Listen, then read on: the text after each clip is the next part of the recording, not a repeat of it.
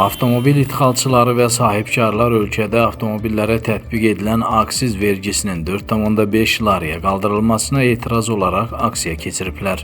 Sektor nümayəndələri bildiriblər ki, belə bir addım 6 ildən çox yaşı olan avtomobillərin idxalını praktiki olaraq məhdudlaşdırır və sektora ciddi zərbə vurur. Etirazçılar həmçinin qeyd ediblər ki, ekoloji səbəblərlə izah olunan dəyişiklik əslində hava keyfiyyətinə əhəmiyyətli təsir göstərməyəcək. Onlar bildirirlər ki, bunun əvəzinə texniki yoxlamalara nəzarəti gücləndirmək daha effektiv ola bilərdi.